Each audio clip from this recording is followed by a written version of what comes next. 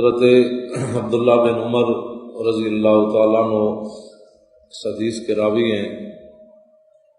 کہتے ہیں کہ نبی علیہ الصلوۃ والسلام نے فرمایا بنی الاسلام علی خمس،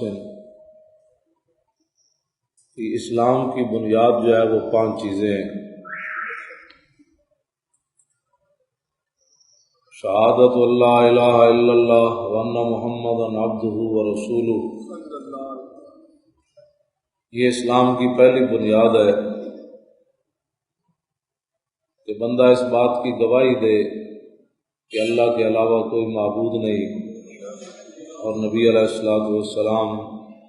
اللہ کے بندے اور اس کے رسول ہیں۔ نمبر 2 وإقام الصلاۃ، دوسری اسلام کی بنیاد جو ہے وہ نماز پڑھنا ہے، اور تیسری اسلام کی بنیاد وإیتاء الزکوٰۃ، صاحب نصاب آدمی سال گزرنے کے بعد جو ہے وہ زکوٰۃ ادا کرے، اور چوتھی اسلام کی بنیاد والحج، اگر استطاعت رکھتا ہے تو پھر زندگی میں ایک بار حج ضرور کرے، اور 5ویں اسلام کی بنیاد وصوم رمضان، رمضان المبارک کے روزے رکھنا۔ یہ اسلام کی 5 بنیادی چیزیں ہیں جو آدمی ان میں سے کسی ایک چیز کا بھی منکر ہو وہ مسلمان نہیں ہو سکتا۔ لہذا وہ لوگ کہ جنہوں نے یہود اور نصارہ کا پیسہ کھا کر کہا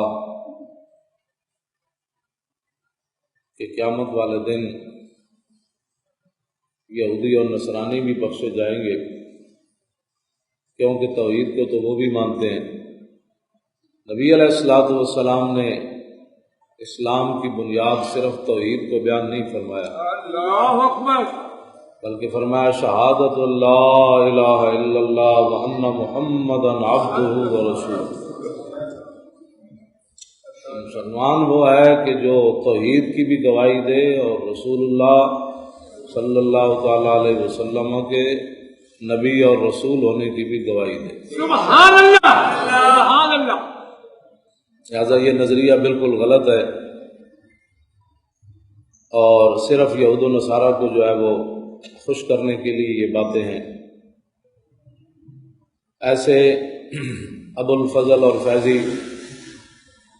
ہر دور میں پیدا ہوتے رہے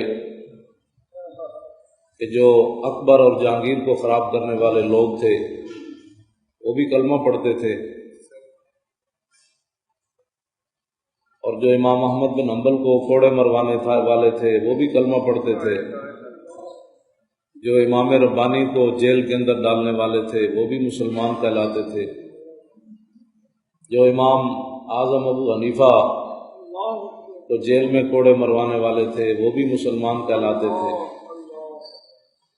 اور 1953 کی تاریخ میں 10,000 مسلمانوں کو ختم نبوت کے نام لینے پر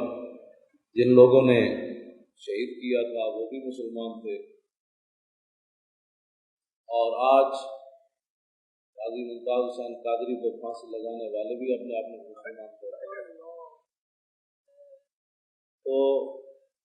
یہ بات کوئی آج نئی نہیں ہے۔ از چراغ مصطفیٰ اندیش چیز جہاں کی اورا کف زنت ست اولاد، اقبال قلندر لاہوری درویش لاہوری کہتا ہے